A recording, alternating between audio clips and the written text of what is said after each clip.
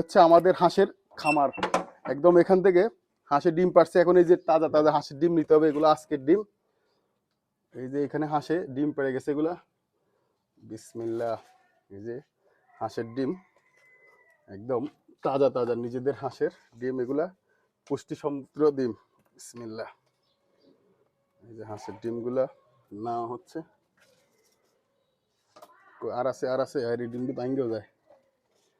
বিসমিল্লাহ। আর আছে আর আছে, এই যে ডিম বেরোতেছে।